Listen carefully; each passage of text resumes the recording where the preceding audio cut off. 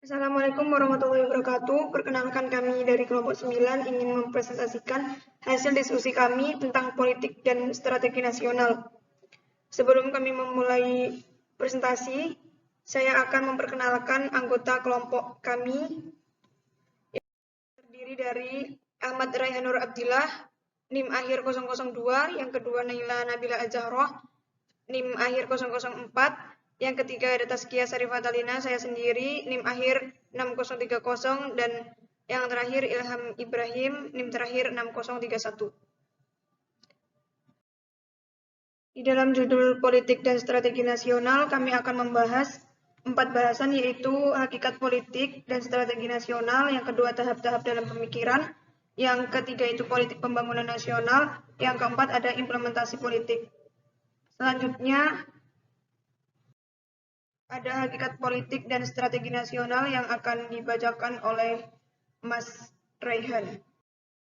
Secara bahasa, kata politik berasal dari bahasa Yunani kuno politia yang berasal dari dua kata, yakni polis yang memiliki makna negara, kota, atau kesatuan masyarakat yang berdiri sendiri.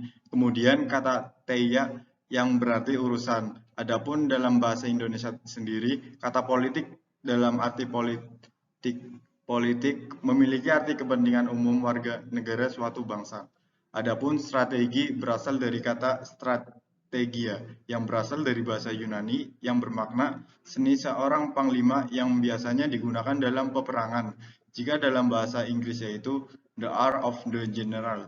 Pada dasarnya definisi strategi adalah seni dan ilmu menggunakan dan mengembangkan kekuatan, ideologi, politik, ekonomi, sosial, budaya, dan hankam untuk mencapai tujuan yang telah ditetapkan sebelumnya. Jadi, strategi nasional ialah cara melaksanakan politik nasional dalam mencapai sasaran dan tujuan yang telah ditetapkan oleh politik nasional.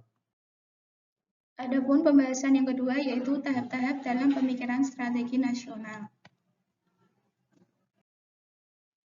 Strategi nasional disusun untuk pelaksanaan politik nasional, sehingga dalam penyusunan strategi nasional melalui beberapa tahapan, yaitu 1. Telaahan strategi, yang kedua perkiraan strategi nasional, yang ketiga tingkat perencanaan, yang keempat anggaran dan pembiayaan, dan yang terakhir yaitu data dan informasi. Untuk bahasan selanjutnya ada politik pembangunan nasional, manajemen nasional, dan implementasi otonomi daerah.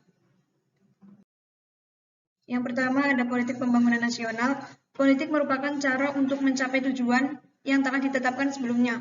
Tujuan politik bangsa Indonesia telah tercantum dalam pembukaan Undang-Undang 1945, yaitu melindungi segenap bangsa Indonesia dan seluruh tumpah darah Indonesia, memajukan kesejahteraan umum, mencerdaskan kehidupan bangsa, dan ikut melaksanakan ketertiban dunia berdasarkan kemerdekaan.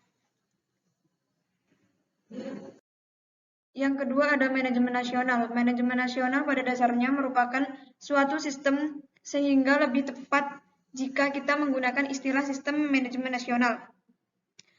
Di dalam manajemen nasional terdapat unsur-unsur utama sistem, yaitu meliputi negara, bangsa Indonesia, pemerintah, dan masyarakat.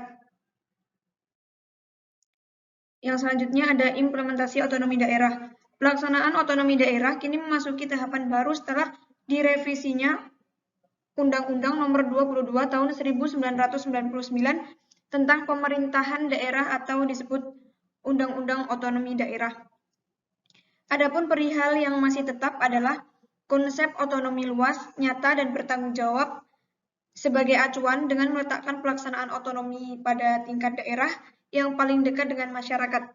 Tujuan pemberian otonomi yaitu memberdayakan daerah, termasuk masyarakatnya, mendorong prakarsa dan peran serta masyarakat dalam proses pemerintahan dan pembangunan.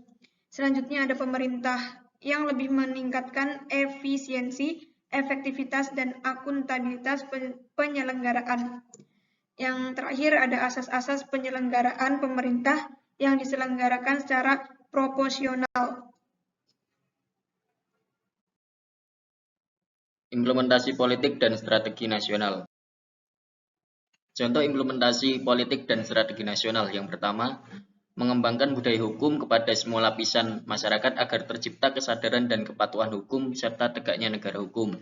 Kedua, mengembangkan persaingan sehat, adil, dan menghindarkan terjadinya struktur pasar monopolistik dan distortif yang merugikan masyarakat. Ketiga, memperkuat keberadaan dan kelangsungan NKRI yang bertumpu pada Bhinneka Tunggal Ika. Keempat, meningkatkan pemanfaatan peran komunikasi melalui media masa modern dan media tradisional untuk mempercerdas kehidupan bangsa, memperkukuh persatuan dan kesatuan, membentuk kepribadian bangsa, serta mengupayakan keamanan hak pengguna sarana dan prasarana informasi dan komunikasi. 5. Memantapkan fungsi, peran, dan kedudukan agama sebagai landasan moral, spiritual, dan etika dalam penyelenggaraan negara serta mengupayakan agar segala peraturan perundang-undangan tidak bertentangan dengan moral agama. Keenam, mengembangkan sikap kritis terhadap nilai-nilai budaya dalam rangka memilah nilai budaya yang kondusif dan serasi untuk menghadapi tantangan pembangunan bangsa di masa depan.